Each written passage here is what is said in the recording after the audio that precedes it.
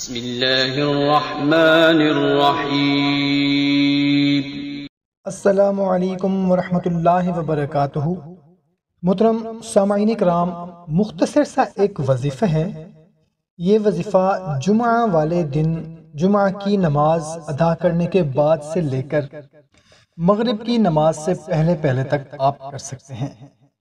جمعہ کی نماز کے بعد کر لیں، یا اگر کوئی مصروفیت ہو، مجبوری ہو تو عصر کی نماز کے بعد کر لیں، مگر مغرب کی اذان سے پہلے تک آپ نے یہ عمل لازمی کر لینا ہے۔ اور یہ وظیفہ کسی بھی جمعۃ المبارک کو آپ کر سکتے ہیں۔ محترم سامعین، اگر آپ کی کوئی بھی حاجت ہے، کوئی ایسا خاص مقصد ہے، کوئی ایسی مراد ہے، یا پھر کوئی خاص پریشانی ہے جس کی وجہ سے پورا گھر پریشان ہے، یا پھر بچوں کا رشتہ آپ کرنا چاہتے ہیں، یا ان کی شادی میں کوئی رکاوٹ آ رہی ہے، یا پھر کاروبار میں کوئی بندش ہے، یا پھر قرض بہت زیادہ ہو گیا ہے، یا کوئی گھر میں بیمار بندہ ہے جس کی وجہ سے پورا گھر پریشان ہے۔ محترم سامعین، اگر رزق کا پرابلم ہو تو بھی پورا گھر والے پریشان رہتے ہیں۔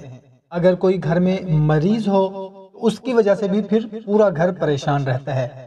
اگر قرض ہے، مطلب کہ کوئی بھی پریشانی ہے یا کوئی ایسی حاجت ہے، خاص مراد ہے، مقصد ہے، تو اس کی وجہ سے بھی پورا کا پورے گھر والے جو ہیں وہ پریشان رہتے ہیں۔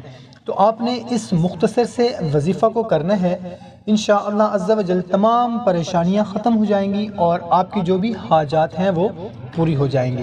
محترم سامعین، گھر کے اگر پورے افراد اس عمل کو کر لیں تو سبحان اللہ، اگر پورے افراد گھر کے نہیں کر سکتے تو کم از کم ایک بندہ گھر کا لازمی اس عمل کو کرے، وہ چاہے پورے گھر کی پریشانی ہو یا پھر کسی ایک کی پریشانی ہو، تو گھر کا کوئی بھی فرد اس عمل کو کر سکتا ہے۔ اور جس کے ساتھ خاص کر کوئی پریشانی ہے یا جس کی کوئی خاص حاجت ہے، اگر وہ اپنے لیے کر لے پھر سبحان اللہ۔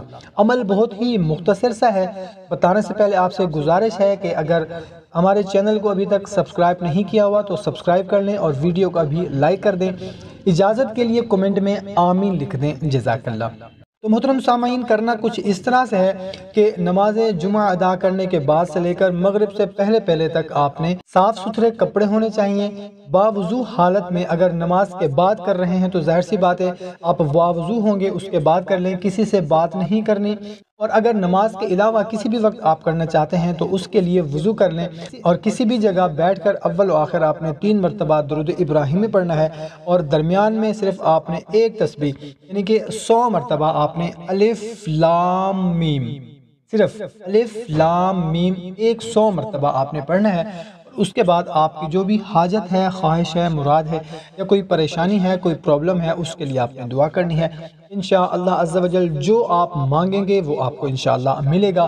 جیسی بھی پریشانی ہوگی، جتنی بھی سخت سے سخت پریشانی ہوگی وہ آپ کی دور ہو جائے گی، چاہے وہ رشتے کا معاملہ ہے، شادی کا معاملہ ہے، رزق کا معاملہ ہے، قرض کا معاملہ ہے، کوئی بھی آپ کا معاملہ ہے جائز ہونا چاہیے، اس کے لیے آپ یہ عمل کریں، انشاءاللہ عز و جل آپ کو بہت زیادہ فائدہ ہوگا۔